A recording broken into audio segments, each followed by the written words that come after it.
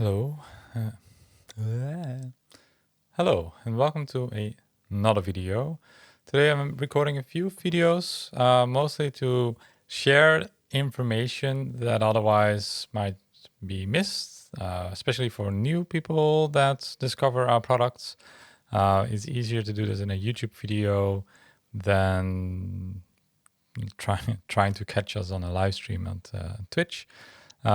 Because this you can watch in your own pace.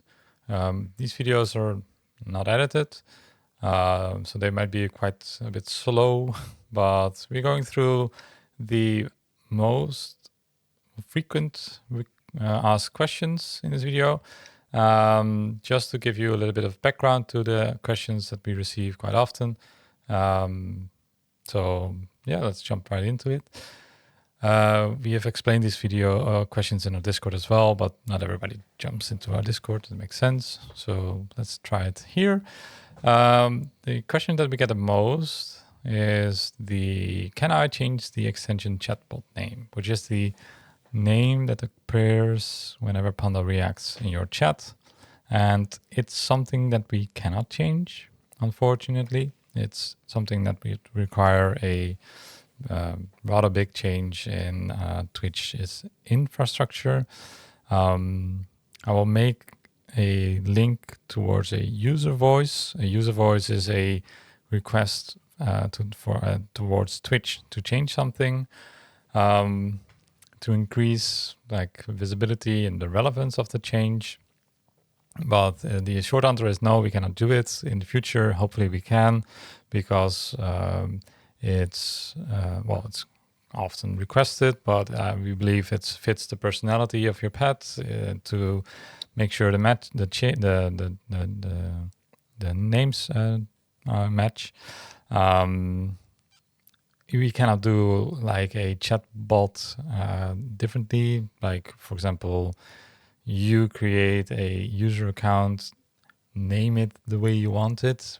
Often that means you're going through different kind of names, because how many times is a chatbot still available with your pet name? Probably not. If you wanted to call it kitty or something like that, that name is not available. So that's not an ideal solution either.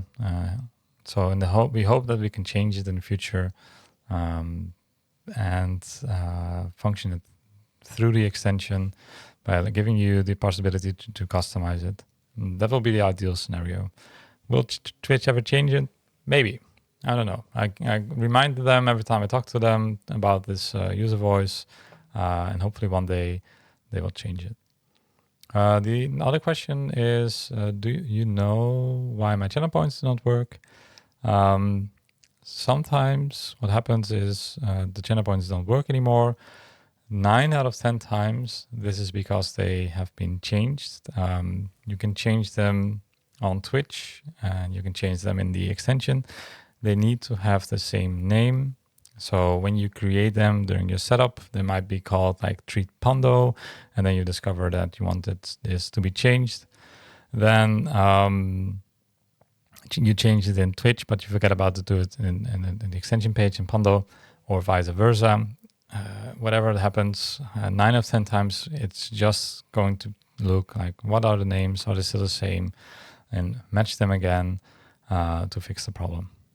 The other, quite often we get the request if we've designed custom pets. And the answer is no.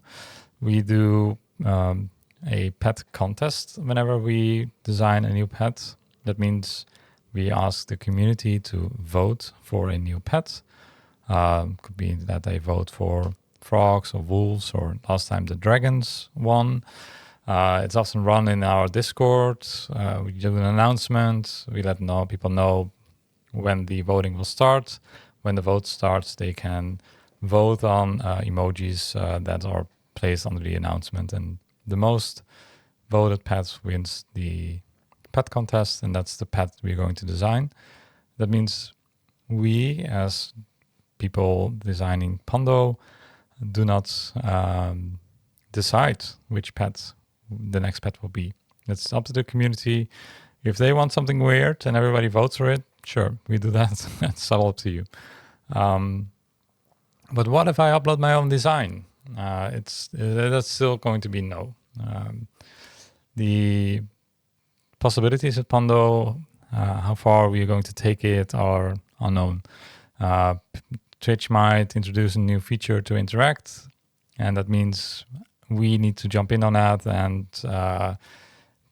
want Pando to be compatible with it. And now we are still in control of changing every pet to do the same thing. If we would allow custom uploads, that feature would break because your pet will be missing those animations. And there is still like a bunch of other reasons to change this. Pando's talking. Yeah. But that will mean it will break and we cannot support it anymore. And so it's the other reason, which might be quite obvious, is that if we open everybody to upload their own design with the own having a special mention here, people will probably not upload what they own. They will probably upload Pokemons and stuff like that. And I don't know how to deal with I don't want to deal with Nintendo and Pokemon and all the other companies that protecting their IP. So, I don't want to I don't want to be dealing with that. So that's also part of the reason. I'm very honest.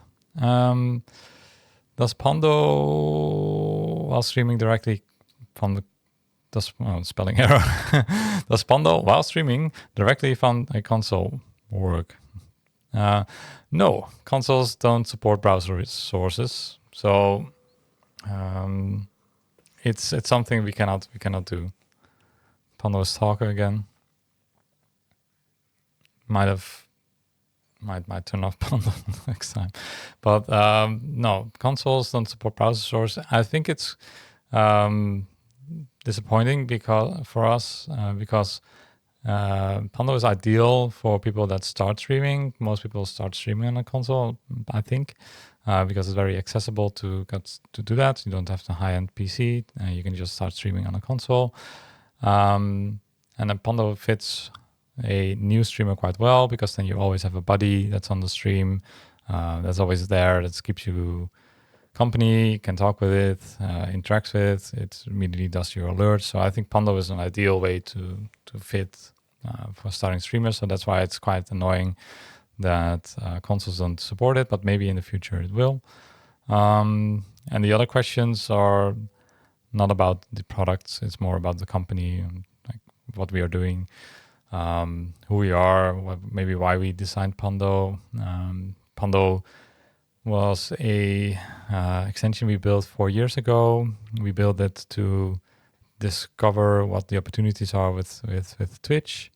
Our background as a company is a company that does work for hire, to understand the world of Twitch and its users.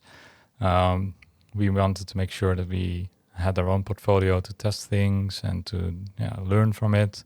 The things that we make are for a live stream. There's no room for error. Everything you do is live. It's puts a giant spotlight on it. So that's why we designed our own stuff. Pando was not the only one. We made a voting app. We made a app that tracks your amount of subscriptions and stuff like that. It was called #goals before Twitch designed their own one called Goals. I think that's just a coincidence, but it shows for us that we are on good track. We design things that people want, especially if Twitch designs the same thing. But we needed money, so we did work for hires. We designed a lot of ad-related interactions. Those evolved into a product that we now have called Break Games, where you run a interactive break on your stream for 5 minutes. And the same goes with another product that we made out of that experience by doing work for hire. It's called Streamlets TV. So slow and steady, we have been growing our own company. And now more or less we diverse from B2B towards a more creators-focused business. So business to consumer, that's the way it's called. Still running in the company with the same team, with one addition in our crew. But the company is founded by me and Joris, two Dutch guys, friends from a local village, that decided to do something different than their background in IT. So I have a background in IT and gaming because I was a gaming advisor at Red Bull, but I was also the IT manager. So I have a little bit of a background in working with creators and influencers and stuff like that. And I wanted to continue doing that during the Corona pandemic. So that's a bit of a TL, like a short version of CVS-Gaming. Last year we added a new member, Mika. She's a wonderful game artist that works with us on Streamlabs TV, and also did art for Pando. The artist of the Pando Pets is Nick Was. He is streaming as well, and he is the artist of Shovel Knight, a very famous game. He does all the pixel art for Pando. We have interns. They do a wonderful job. They help us with animations in Streamlabs TV or objects or UI or pixel art in Pando, anything. It's really great to have them. Why are we doing this? I think we like Twitch that much as a viewer, and we want the experience to evolve. We think we can make cool shit that interacts with the viewers, make the experience better, makes it that it's less about the brain rot, mind-numbing scrolling experience that a lot of social platforms offer. There's something magical about doing things live, and if we can make things that enhance the stream and things that by doing making it easier for people to create that content, making it more fun, while not stealing the spotlight. We just are there to enhance the experience, not to become the experience itself. But we provide a role where the creator has an easy time to make cool content. I think we as a third-party developer fulfill our role quite well if we achieve that. So it allows us to make cool things. That's what we like to do. Each day we learn to do that a little bit better. And through getting feedback from the community, we understand what our goals are and how to improve Pando, how to improve Streamlabs TV, and break games. So we just keep trying to do that. I hope you find this video useful. It just helps me to get a little bit more information out about the company, about the things that we do, why we're doing that, who we are, and a little bit of the background in Pando as well. All right, that's it. So another video done.